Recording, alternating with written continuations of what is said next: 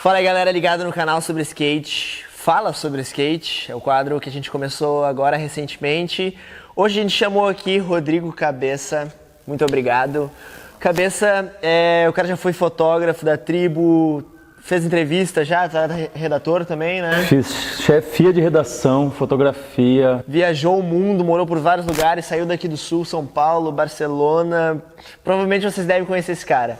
Bom, Cabeça, eu queria começar perguntando pra ti, como é que começou a tua relação com a fotografia?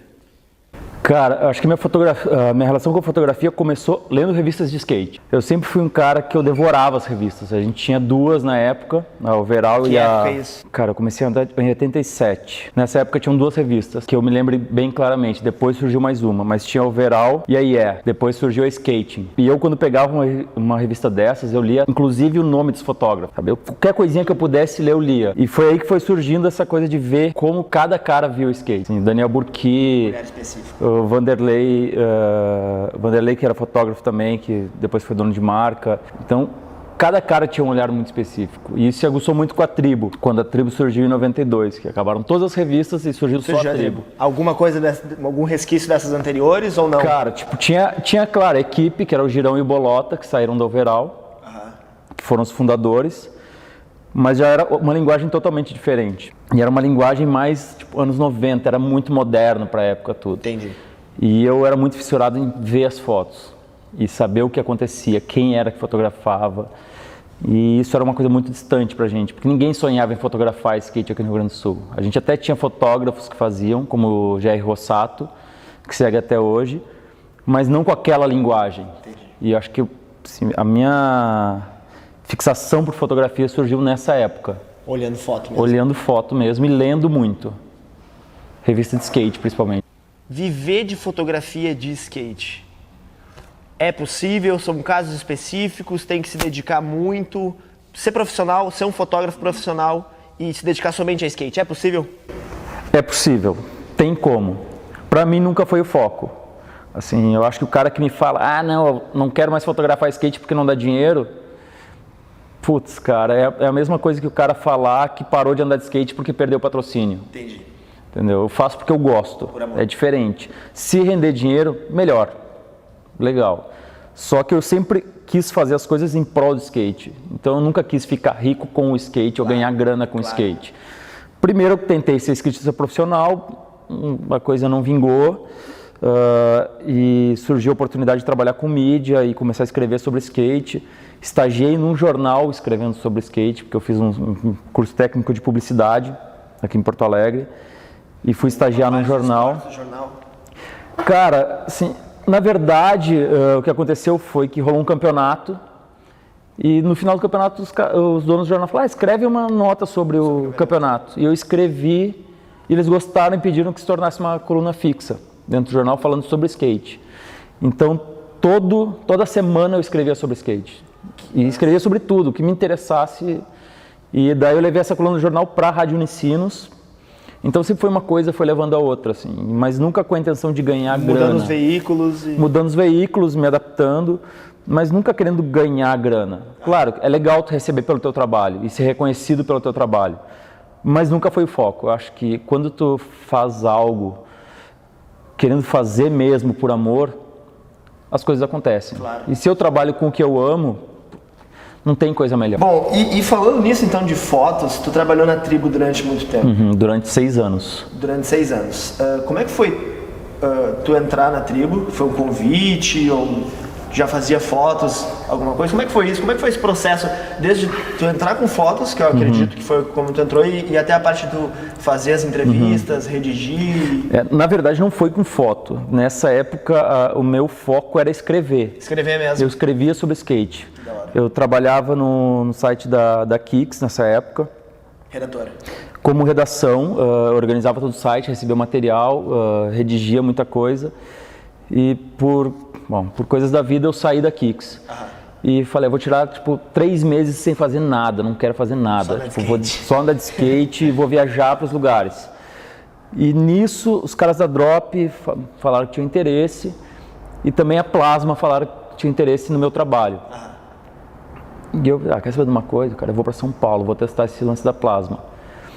Nesse meio tempo, o Ale Viana da 100% me chamou também. Ó, quero que tu trabalhe com a gente, o salário vai ser de tanto. Tava tudo afinado. Eu fui para São Paulo e passou um mês e não rolou. Passou 2 meses e não rolou. Morando em São Paulo já? Morando em São Paulo, No terceiro mês, cara, não aguentei, fui na 100% e fui falar com ele. E aí, Ale, qual é que é, meu? Tipo, a gente tinha conversado. Pá, não vai rolar. Nessa época, quem trabalhava na revista era o Granja. Tinha uma galera que trabalhava na revista. Falou, cara, a gente tá com a equipe muito cheia e não vai rolar. E não rolou com a Plasma também. Cara, eu saí do escritório da 100%, me ligaram da tribo. Tipo, cara, vem aqui que a gente precisa de alguém na redação. Eu fui lá, fiz mó tipo, falei, ó, cara, os caras da 100% estão me chamando. E eu, na real, dei a real pros caras, assim... Existia essa possibilidade. E eu me identificava muito mais com a linha editorial da 100%. Porque a minha escola de skate foi dos anos 90 e era uma escola muito mais moderna. Era que tava lá dentro, era da mesma época. Da mesma época. E, cara, assim, não deu uma semana, eu estava dentro da tribo trabalhando. E o primeiro trabalho foi participar de uma entrevista com o Bob. A partir dessa edição, na segunda edição, eu já estava fazendo quase toda a revista. A parte de escrita. Um mês depois, então, um mês depois. E eu tinha uma câmera, mas era uma câmera que chama Mavica, da Sony, que pouca gente conhece, com disquete. Que a maioria da galera nem sabe o que é disquete hoje em dia. Que é tipo um... Salvava 3 fotos no disquete. Salvava 3 fotos. E não era uma coisa séria, assim. Eu fazia foto porque eu queria fazer. E o Shin Shikuma, que era o editor da revista, começou a ver minhas fotos feitas com aquela câmera e falou, cara, tu tem talento. Acho melhor tu investir no equipamento. E, cara, eu fiquei na dúvida, será que vale a pena? Será que vale a pena? Comprei equipamento, não deu uma semana, me tocou uma matéria grande em Criciúma. E assim, e eu aprendendo sozinho. E eu fui para fazer foto e redação dessa matéria. E, cara, foi uma experiência muito legal, porque tipo, eu cheguei lá, a primeira foto, já foi uma foto muito legal, que abriu a matéria, inclusive. E fiz toda a matéria. E, na verdade, foi o meu grande gancho para me dar bem na mídia, foi isso. Eu era aquele cara que conseguia ir, escrever e fotografar, que era um lance que não existia na época. Tudo num pacote só. Tudo num pacote só. Hoje em dia, tu é mais reconhecido pelo texto ou pela foto, tu acredita? Hoje eu sou mais reconhecido pela foto. Pela foto, como fotógrafo mesmo. Mas... por isso que essa foi a minha mentalidade. Como eu sou de uma geração já depois, que já via muito teu nome debaixo das fotos, já tinha a mentalidade de... a imagem dele fotógrafo antes e redigindo depois por uma necessidade, de repente. E não sabia que era um... Não, na verdade o caminho foi inverso. Sim, foi totalmente inverso. A fotografia surgiu porque nem foi por uma demanda, foi por um reconhecimento. Um cara que é um monstro na fotografia de skate no Brasil, chegou, elogiou e falou, cara, investe que vale a pena. E, cara, hoje em dia muito mais gente me conhece como fotógrafo do que como redator. Uma pergunta assim que é mais de curiosidade minha, assim, do fotógrafo de skate. O moment, o cara voltou a manobra, mas o moment necessariamente é aquele voltou? Não. Ou às vezes é o moment que ficou mais legal apesar dele não ter voltado? Muitas vezes é o moment que o cara não voltou a manobra. Claro que tem ocasiões que o cara volta de primeira ou de segunda e é o que tem. Assim, o cara não vai repetir a manobra. Sim. O cara ser um corrimão que é muito difícil, não vai ter... Assim, eu não tenho a manha de chegar pro cara e falar, vai de novo ali para tentar mais uma vez. Ou segura ou não segura, sabe? Mas geralmente, quando são manobras, o cara tenta muitas vezes, nem sempre é do que da volta. Porque às vezes a volta o cara não esticou tanto o pé, não ficou tão bonito, não ficou tão plástico. Sim. Então nem sempre é a foto da manobra voltada. Então, Cabeça, falando disso um pouco das mídias, que a gente falou das revistas, como é que tu vê daqui pra frente as mídias de skate aqui no Brasil? A gente sabe que lá na gringa, por exemplo, a Thrasher se reinventou com o canal no YouTube deles e com o site.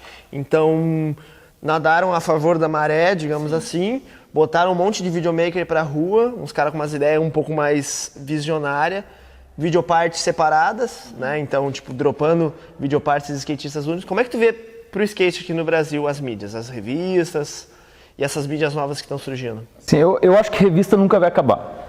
Porque sempre vai ter caras tipo, como eu, que gosta de sentar e pegar a revista e folhear.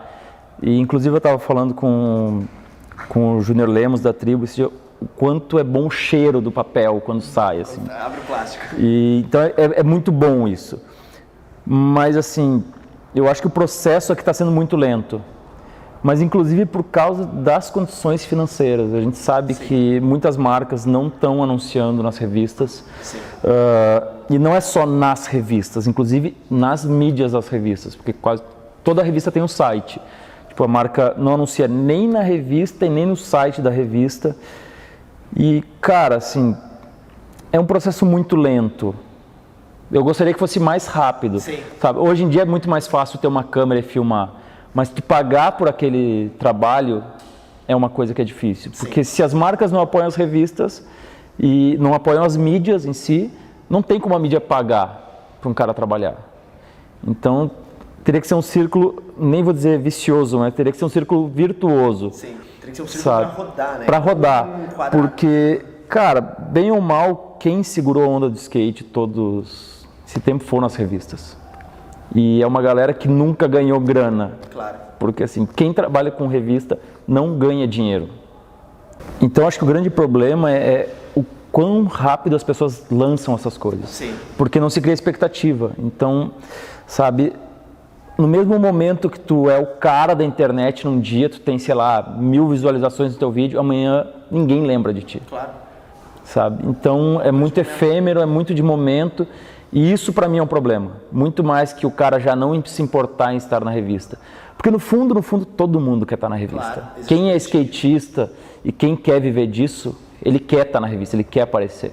Se tu pensar que para um universo de 4 milhões de skatistas que a gente diz que tem, que já deve ser muito mais hoje, tem 3 revistas para cobrir todo esse cenário. Né? E se tu for mais longe ainda, existe uma estatística que diz que para cada 10 mil skatistas, 1 vira profissional. Mudando um pouco de assunto, Cabeça, tu morou um tempo em Barcelona, né? A gente sabe que Barcelona é uma das mecas do skate, é borda para todo lado, é transição para todo lado, a arquitetura é propícia para se andar de skate. Mas qual é a real situação de Barcelona? A gente sabe que existe pico, então se tu vai lá para filmar um projeto para uma marca daqui é uma situação, mas tu que morou lá, ir morar lá, o mercado, como é que é essa situação? Tipo, porque eu vejo muito a galera falando, não, tem que ir para Barcelona, vai para Barcelona, porque existe um acesso muito mais fácil de ir para Barcelona do que para os Estados Unidos, por exemplo. É só o fato de não precisar de visto, né? Exatamente, só o fato de tu não ter que precisar de ser aprovado para entrar no país, né? Cara, assim, eu acho que todo skatista deve ir para Barcelona uma vez na vida, porque é o melhor lugar para andar de skate. Assim, eu nunca estive na Califórnia, eu nunca fui para a Califórnia em si, mas todas as pessoas me falam que tem todos os lugares famosos, mas tu não vai conseguir andar naqueles lugares, porque eles são longe, sempre tem um guardinha para te dar um ticket, te dar uma multa. Em Barcelona o acesso aos picos famosos é muito fácil. Assim. E fora o que tem de pico que tu não sabe onde é que é. Eu morei 4 anos em Barcelona e não conheci todos os picos. Eu conheci muito pico novo, que ninguém conhecia. Que já saiu em vídeo? Que acabou saindo em vídeo. Inclusive teve um ano que eu fiz uma matéria só com pico que nunca tinha saído em nenhuma mídia brasileira. Assim, a gente só foi em pico inédito para brasileiros. E assim, eu acho que Barcelona é o melhor lugar para andar de skate no mundo. Assim, inclusive por causa do humor das pessoas, os velhos enchem muito o saco. E como é que é a polícia lá? Cara, a polícia tem outra pegada, assim, se tu tá andando num pico, ele nunca vai chegar te repreendendo e te multando, porque tu ganha uma multa para andar de skate. É proibido andar de skate em Barcelona. Assim, existe uma lei que proíbe algumas atividades na rua em Barcelona. Mas ninguém vai chegar assim, é proibido, vou te multar, vou te tomar teu skate. Isso é muito difícil. Mas tipo no MAC é proibido andar de skate? É proibido andar na rua em Barcelona. Na rua. Mas todas as experiências que eu tive, pessoais, os caras chegavam numa boa, pediam para sair. Assim, se voltasse lá e tu estivesse andando ainda, era bem possível que levasse uma multa. Falando um pouco de um outro assunto, assim, tu já trabalhou à frente de algumas marcas, assim, à frente de algumas situações dentro das marcas. Tu defendia os skatistas dentro dessas marcas. Como é que tu vê isso hoje aqui no Brasil? Tipo, a situação, a relação da marca com o skatista, o tratamento que ele tem aqui. tu defendia, hoje tu está trabalhando à frente da equipe da Vans aqui no Brasil. Como é que tu vê assim o tratamento do skatista, tanto o pro, que o cara já chegou num nível bem diferente, quanto o amador que está buscando uma caminhada ainda? Existem vários fatores. Eu trabalhei, assim, a empresa que eu trabalhei mais tempo foi a Kicks, que tem um formato diferente de trabalhar. As coisas nem sempre dependem de uma parte lógica e burocrática, às vezes dependem muito de emoção, então é complicado. No caso da Vans, é uma empresa que tem um orçamento e aquele orçamento é seguido. Sim. Assim, uma programação. Existe uma programação. O cara que é team manager, ele quer sempre ajudar o skatista, mas nem sempre pode. Eu acho que a figura do team manager no Brasil ainda sofre com limitações que os team managers americanos talvez não tenham. Sabe, existe uma proximidade muito diferente, a cultura é diferente. Sim. As leis de incentivo aos esportes são diferentes. Nos Estados Unidos, por exemplo, tu chega numa marca, tu pega teu carrinho, vai lá e enche o carrinho e pega o que tu quiser. Não necessariamente tu tem uma cota de receber tantos produtos por mês. Sim. Porque os caras descontam tudo no imposto. Sabe? Tudo é descontado. Aqui no Brasil, tu paga para dar material para as pessoas.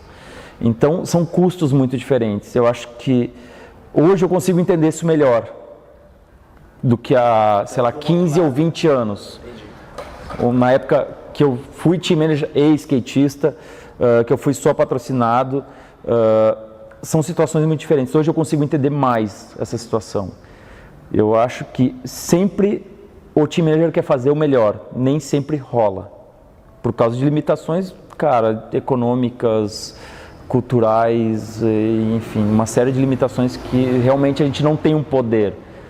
Porque até pouco tempo atrás, para mim... Pra gente comparar, né? Não existe uma... Não só por causa do skate, mas por causa do mercado, né? Os impostos aqui... Não, enfim, isso é claro. E até assim, a figura do team manager no Brasil, se for analisar, ela começou de 2000, 2001 para cá.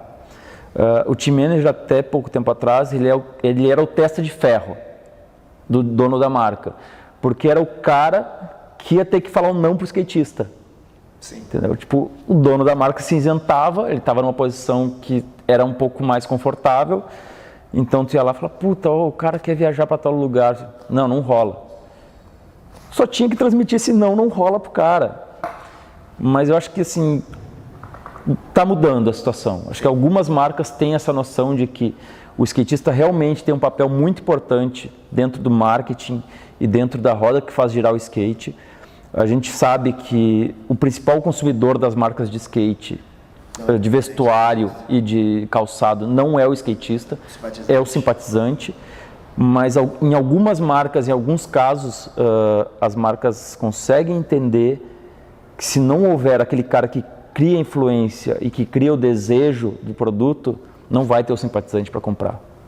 Então acho que o team manager começa a ser mais escutado. Sim, não só propriamente o cara que anda muito bem, mas também o cara que é usado como exemplo em algumas situações. Não necessariamente o melhor skatista, mas daqui a pouco o cara que tem um estilo de andar de skate e representa... Isso é uma briga muito antiga, porque a gente sempre vai ter aquele cara que vai entrar na internet ou vai escrever em tal lugar.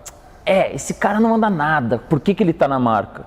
Cara, ter um patrocínio e ser um profissional e ser, não vou dizer nem o caso amador, acho que mesmo um amador pode ter uma postura profissional, não é só manobrar. Sim. Não adianta nada o cara ser o cara mais cabreiro, manobrar em todos os lugares e chegar na hora de sentar aqui e parar, tá ligado? Tô no corre, mano. Sabe? Eu não aguento mais esse discurso de tô no corre. Sim. Eu acho que cada skatista tem que ter sua personalidade. E eu, na verdade, hoje eu aprendi a valorar muito mais a personalidade do cara do que exatamente as manobras que o cara dá. Eu acho que o indivíduo é tão importante quanto o nível de skate dele. Com certeza. E se o indivíduo for importante, souber se expressar, sabe chegar num determinado grupo de pessoas, sabe chegar em outro grupo de pessoas que não tem nada a ver e sabe passar uma imagem legal, não necessariamente seguir regras. Assim, hoje, por exemplo... Mas ter um estilo próprio. Ter um estilo próprio, ter autenticidade, isso é tão importante quanto manobrar. Sim. Claro que existem coisas que são diferentes. Por exemplo, a equipe Vans gringa teve aqui recentemente no Brasil para Propeller Tour. Os caras têm uma postura diferente, sabe? São caras que vão estar no meio de uma demo, eles vão estar fumando cigarro e bebendo cerveja. Mas isso é uma coisa para a realidade americana que funciona. Sabe? Aqui pode não funcionar. Aqui pode pegar mal e pode gerar uma coisa chata. Eu acho que tu consegue ser autêntico sem queimar teu filme e sem queimar o filme de quem tu representa. Claro. Acho que dá para fazer isso. Tu acha que as marcas têm medo de representar mais do que elas deveriam por causa disso?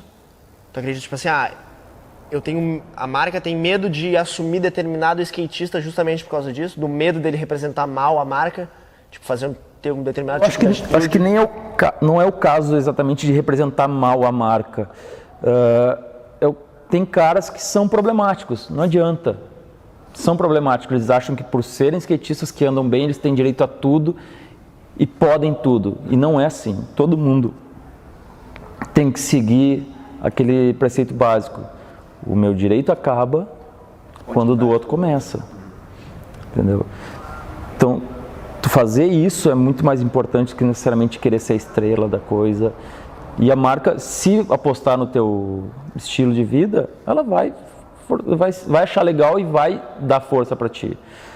Por exemplo, hoje na Vans, uma das coisas que eu acho mais legal em todas as conversas que a gente teve é que os caras não estão nem aí para quem corre campeonato. Pra gente fechar a cabeça, alguns tópicos assim. Qual é um fotógrafo que tu admira hoje? Cara, o fotógrafo hoje que fotografa skate que eu mais gosto, um cara que nem está fotografando skate, mas que eu gosto muito do trabalho é o Fernando Martins. Ele meio que se afastou do skate. O Pablo eu gosto, acho que ele tem uma visão e ele tem uma fotografia muito técnica, é bem diferente da minha, por exemplo. Ele é um cara que trabalha muito pós-produção. Eu não tenho paciência para isso, mas eu consigo admirar quem faz isso. Sim, o Pablo, eu gosto das fotos dele. Eu gosto muito das fotos do Alan Carvalho, que eu acho que segue um pouco o que eu faço. Ele é um cara mais cru no que ele produz. Eu gosto muito das fotos de um cara que nem fotografa mais skate, mas que eu sei que está afim de voltar para o mercado, que é o Fernando Moraes, que foi um dos caras que mais me influenciou.